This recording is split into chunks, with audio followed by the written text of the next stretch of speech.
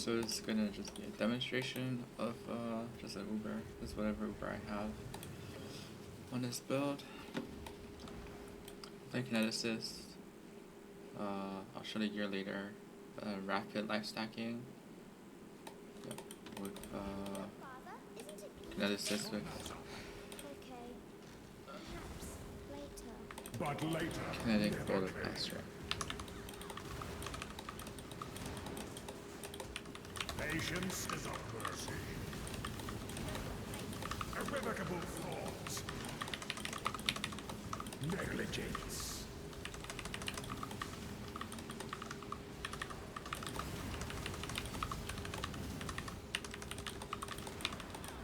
Invocate.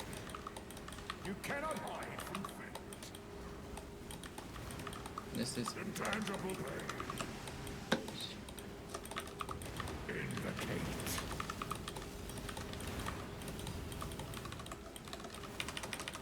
Patience is a mercy. Intolerance.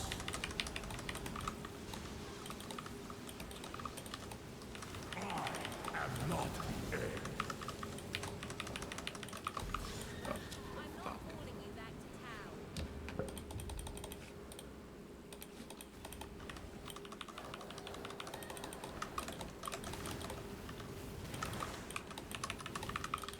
Intolerance.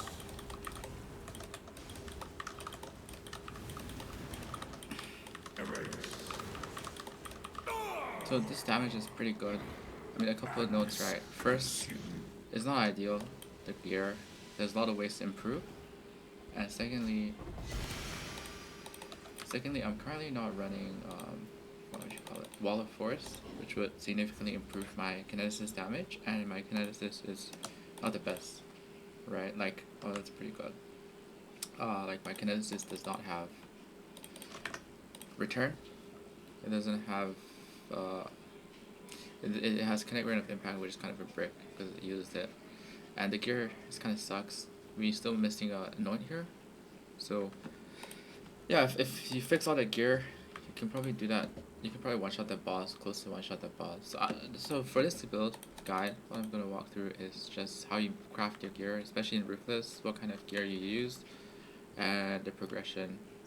So I'm just going to assume you know what a Luminary is, and you just need to know how you want to build Luminary for Ruthless. So generally, if you're just starting out, if you're playing Ruthless, to start with, you should use the combatant for mapping, and just general T16 clearing until you can farm up some of the other gear that you need. So if you look right at a combatant, really you only need frost blades, and ideally the frost blades has chain. That's the main gear that you need. That's the main skills that you need for a decently okay mercenary that will do basically all content in the game. Like you can do Ubers with this mercenary perfectly fine. In terms of the gear, it just looks something like this. You have 2 swords. For the swords, you go for crit chance, attack speed, crit multi, and elemental damage of attacks if you can get it. For the amulet, it's Untouched Soul, which you farm from Ritual. For the rings, generally you go Enmities plus Taming. Or you can do Enmities plus Call the Void for map clearing. This makes clearing maps feel way better. The rest of the gear, it's just T1 Fire Res on all your pieces with max white sockets, plus an abyssal socket. Yeah, I'm going to assume you know all of that as well. I'll just walk you through how you actually craft the gear and so on. So, okay, let's get started. So, how do you craft the gear for a combatant? For drill foils, you just pick all of them up, right? You just pick them up and you transmute them, you aug them, and you can even recombine them if you hit attack speed plus crit chance. Attack speed plus crit chance alone should be pretty good. Then you can regal, exalt with Vesper and see if you can hit like 2 other or 1 other good mod. That's all you really need to do, and recombing is pretty cheap. For the rest of the gear, when you first start, you won't have the abyssal socket, so you just forget the abyssal sockets, right? Just imagine you need T1 Fire Rest plus attack speed on your gloves, you need T1 Fire Rest on your boots, T1 Fire Rest on your chest, and T1 Fire Rest plus ideally accuracy on your helmet. But if you don't have accuracy, it's fine too. Yeah, so those are pretty straightforward to craft. For gloves, recomp. Everything else, just pick up every single base, and eventually you're gonna hit T1 fire res. That's really all there is to it. So maybe talk about more about the abyssal sockets, right? So why do we use the abyssal sockets? We have tech rods. Tech rods is insane damage. It gives 400% increased crit strike chance, up to 200%. And the thing is, mercs, they don't have a ton of crit strike chance, so every single percentage of crit strike chance that you give them is a big deal. With this, you have 1, 2, 3, 4, 5 murderous eye jewels, so your merc gets 200% main hand crit strike chance. And since this is kineticist, they only use their main hand weapon. They don't use their offhand because there is no offhand weapon. So they basically have permanently 200% increased crit strike chance. To farm this gear, you gotta go to Delve. Go to Delve here.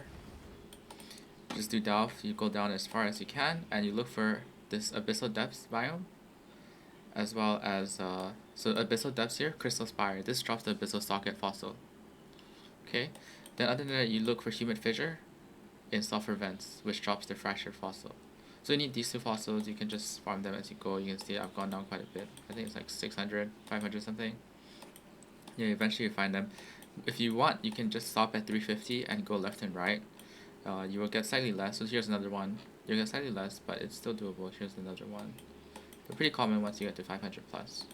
So what you want to do is, if you go into your, so let's say I have a Abyssal Socket and a Fracture Fossil, right? You take a 2-socket Resonator, you put Abyssal Socket in and Fracture Fossil, and then you go to Vesper. You use Vesper to try to fracture the Abyssal Socket, because you can use fossils with Vesper. Once you have fractured this Abyssal Socket, you just Chaos Spam till you get the last few mods. So actually for my gear, I have quite a bit of rarity, but that's optional. So that's how you farm the gear. Sometimes if you're lucky, you might not hit the correct fracture, but if you have, for example, you do it on a memory strand item like I have here, if you hit fire res, you can always try to unravel it. So always do it on a strand base. There's no reason not to. Fossils don't consume strands. Yeah. Then Eldritch Implicit. So these Eldritch Implicits are pretty straightforward. For a combatant, you want skill strike multiple enemies. Otherwise, you can go Rage. I don't have the old gloves anymore. Then, for the helmet, the Eldritch Implicit is also very basic. You just get damage per power charge, damage pen. You can just throw it at this. The boost, you want action speed Eldritch, which I have not done properly, but I'll get it next time. Then the second one is regen. Another thing you can get is, if you're using combatant, you can get Leech as the second suffix. Right, that would be a possible choice as well. So the chest piece is really the most difficult one. You really need the gain of frenzy charge every 9 seconds. And actually, if you look at it, the only way you can roll that is using a Grand. And Grands are really rare. So I think I've blown over 200-300 Grand Embers and I didn't see it. So actually the better way to do it is to use Graders. So you do Graders. Then you can hit the mod while a unique enemy is in your presence. Gain a frenzy charge every 10 seconds. Now 10 seconds is not good enough, but you can use a conflict with Vesper. And, well, I mean, you have a 50-50 chance, right, of hitting it, and you have 2 choices. So the chance of you not hitting it, I believe, is a 1 in 4, which is very rare. That's how you get to gain the frenzy charge every 9 seconds. This is really important because it gives you permanent frenzy charge uptime with a ton of damage. So that's really the gear. Let me think. On your merc, right, you just want faster. You want anything that increases the damage that they do. So not code pen. Right, code pen is fake because not added like code. Added codes is still fake. You don't want stuff like more duration, but stuff like elemental damage of attacks, faster attacks, hypothermia, and multi-strike are all good. Yeah, there's not much else to say. Basically, for command, just get a Frostblades one. Don't get Special Helix. Special Helix is pretty bad. So Frostblades, for example, this Mercenary is usable as elemental damage of attacks, faster attacks, greater heart. This is actually pretty good. It doesn't have chain, which will hurt to clear, but you shouldn't focus too much on clear when you're first starting out. This guy has Special Helix, that's a brick. Yeah, this guy has Special Helix, that's a brick. You get the idea. Okay, then we can talk a little bit more about the rest of the gear for your mercenary. So for your luminary. So your best scepter is gonna be Dark Steer. You just farm this by doing Lifesteal. If you need more nightmare maps, I have 22. Just do bottom right vaults. Right, do astrolabes in the bottom right, and you can commonly get nightmare maps. That's how you, if you really need to farm it, that's how you should farm it. For the helmet, Talent Monarch, this is an Uber boss job from Uber Reverence, Uber Dread. Before you get this, you just use any T1 life, T1 light radius helmet. The amulet can be farmed in Voyage. Just do clam infested shells over and over again. Eventually you're gonna get it. You can alch it for as much quantity rarity that you can get. Gloves, just life, strength. The resistance is actually relevant here. Ring is also just life. Ideally you can also get light radius, but it's a bit hard to craft and you want some stats, so this build is a little bit stat starved. So ideally you can get some stats, but these are pretty easy. You can just alt spam Regal, Exalt with Vesper, or you can even recall. For your belt, you really want to run a Stygian Vice, and the reason is, well, first of all, if you look at a Stygian Vice, it has 1 Abyssal Socket compared to a leather belt which has 40 life. Right, so you might think that, okay, you're losing 40 life, so you should use a leather belt. But if you have a perfectly rolled Ghastly Eye Jewel with T1 life, that's 40 life as well, so it's basically equivalent. Then the second reason why you want it is because the Ghastly Eyes can roll a mod for minion regen.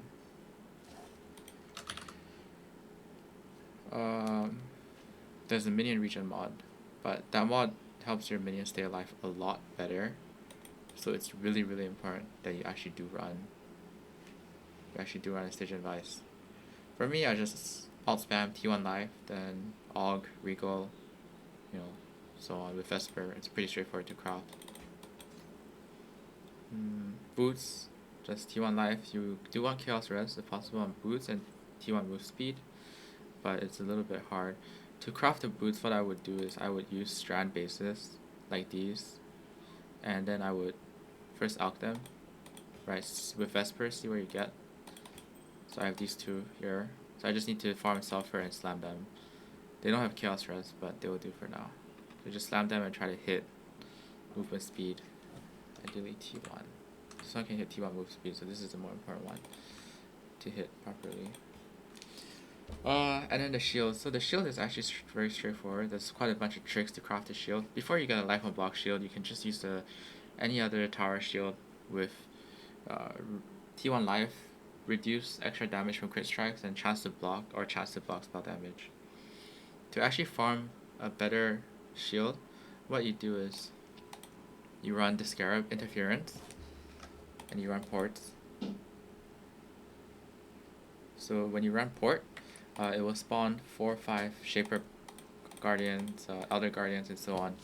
And those bosses will drop a ton of rares, and they will also always drop their corresponding Shaper Elder Guardian map. So you see I have 29 Shaper Guardian maps, and I have quite a few Shaper invites, right? So you just keep running Shaper over and over again until you get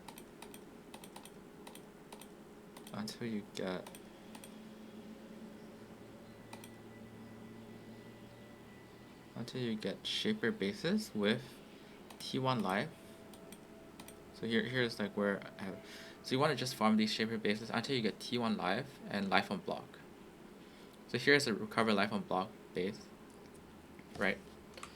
Then you want to find another Shaper base with T1 life, which I don't think I have right now, but you just recomp them. So if I take this and I take this, just go here. So this is 9% because they're both not Shaper bases. However, if you use both Shaper bases, the chance is 20%. All you need to do on average is do this 5 times, and you will hit it. And then you just exalt the rest of the stats. That's all you need to do. Right? That's literally everything you need to do to get T1 life and then recover % of life when you block. That's something I'll be working on farming, but it's taking a while because I'm getting a little bit unlucky with my Shaper drops. You can see these don't have it. These don't have it. Another option is if you do drop a good shield that has recover life and an open prefix, you can always slam it with an exalt at Vesper. Try to hit T1 life. Yeah. So that's secure. I don't think there's anything else to talk about on the tree. So how do you farm Count's Heart, right? It's very straightforward. You use the third renown, the mercenary scarab of renown, and you use the first one to guarantee all unique items. Then you open a T2 map, which is map level 69.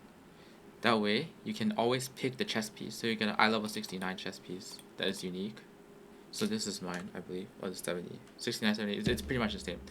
Once you have that, you basically just throw Ancient Orbs at it. The reason why you need eye level 70, 69 is because the chance is way higher, and it costs way less sulfur. So you just throw Ancient Orbs at it in Vesper, and eventually you're gonna hit. If you look at the items that have gone from Vesper, this is a T2 unique. There's a T2 unique, T1 unique. So like you'll get it. You just need to keep throwing Ancient Orbs at it. And then eventually you'll find it. What other gear to talk about? Yeah, then in terms of the AG, you can see my AG has Kingmaker. The rest of the gear is pretty whatever. This is from Maven, you can farm it. Lyricast, just make a level 28 character and gamble if you really can't find it, but eventually you'll find it if you play enough. Chess piece can be like just a live chess piece. It doesn't really need to be this. This is a T1 unique. It's just nice that I have multiple, so I just gave it to him. Gloves, you get Intimidate on hit and Fire Exposure. Get some Chaos Rest if you can as well. That's good enough. So how do you farm this this axe? You farm the axe by doing Ritual, and you'll get Omen of Fortune. So I'm using Omen of use Omen of Fortune on Soul Taker, and you on a Siege Axe, and you get Soul Taker. Then you can get Kingmaker. So it's really farmable. You just need to keep doing it. Eventually you'll get it. I have 2 Omen of Connections, 2 Fortunes this league. Yeah. Mercier.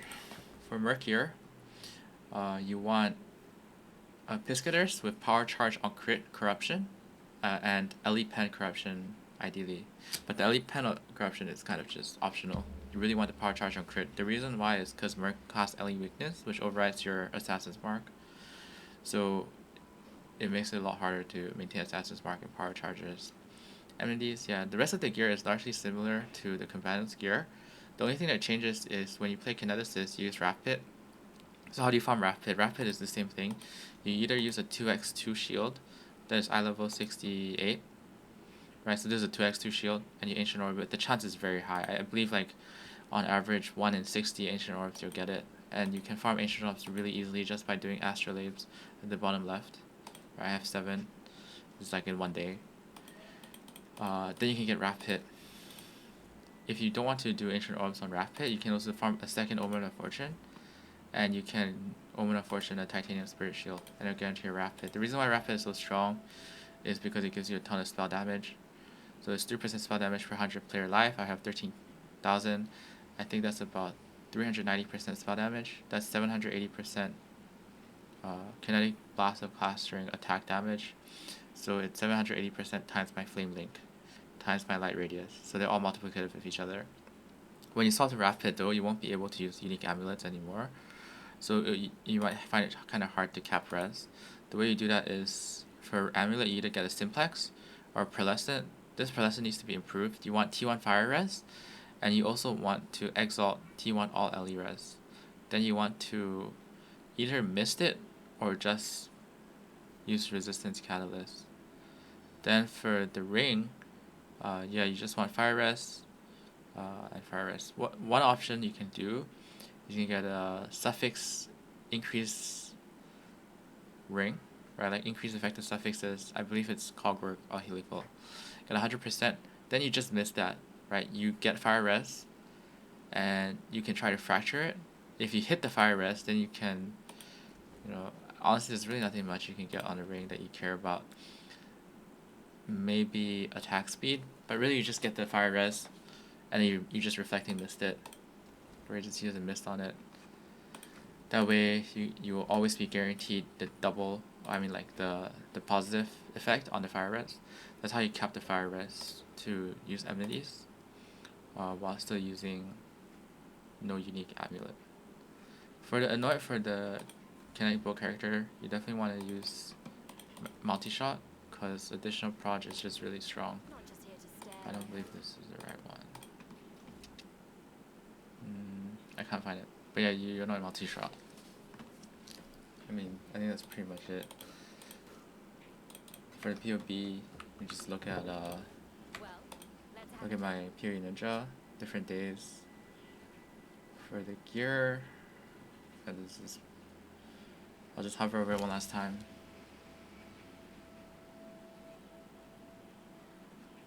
Right, and the abyssal sockets, the actual gear in the abyssal sockets.